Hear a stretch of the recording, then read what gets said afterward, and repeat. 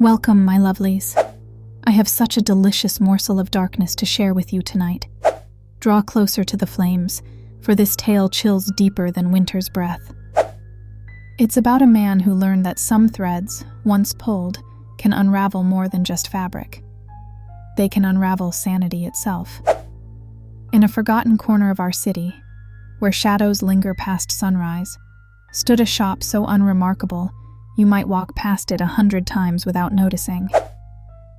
Prentice Stitchery, mending time's wounds, the sign proclaimed in peeling letters, though time itself seemed to have abandoned this place.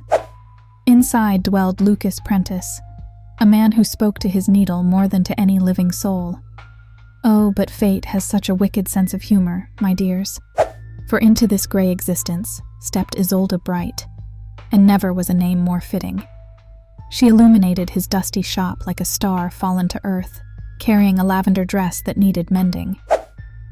"It was my mother's," she said, her voice making the very dust motes dance. Poor Lucas. He barely managed to form words as her jasmine perfume intoxicated his senses. That night, as shadows crept across his workbench like spiders, Lucas held that dress and felt something shift. The air grew thick with possibility, and whispers that shouldn't exist began to circle his thoughts. What if he could sew more than just fabric? What if he could stitch his destiny to hers? His needle danced by candlelight, each stitch carrying a prayer, a plea, a curse. But desire, my darlings, is a treacherous thread to follow. Weeks passed like petals falling from a dying rose. Then one night, oh, what a glorious, terrible night, his bell shrieked in protest as Isolde burst through his door. Her perfect face was streaked with mascara and something darker, something red.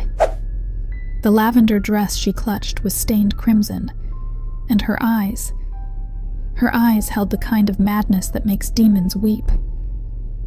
"My husband," she choked out. "He's dead because of your cursed needle. We were dancing, just dancing, and then..." Her voice cracked like breaking glass. "He started screaming. His skin. It was like invisible claws were peeling him apart from the inside. There was so much blood, but no wounds. Nothing they could find. And the dreams. Oh God, the dreams won't stop." And do you know what Lucas felt in that moment, my precious listeners? Not horror, not remorse. No. He felt power. Pure, intoxicating power coursing through his veins like liquid shadow. "I wanted you to notice me," he whispered, and the words tasted like copper on his tongue. Isolde fled, but Lucas's transformation had only begun. His needle became a wand of malevolent creation, a businessman's suit that turned greed into physical agony, a debutante's gloves that made their wearer claw out their own eyes, a widow's veil that showed its wearer visions of their loved ones burning in hell. Each stitch carried darkness, each seam sealed with suffering. The fire that finally claimed Prentice Stitchery lit up the night like a demon's smile. By morning, only ashes remained. But Lucas's creations, oh, they're still out there, my darlings. Perhaps in that vintage shop you love so much, or in your grandmother's chest of treasured memories, or even in your own closet. Next time you slip on a second-hand coat or borrowed scarf, pay attention to how it feels against your skin. Does it whisper to you in the dark? Does it make your dreams squirm and writhe?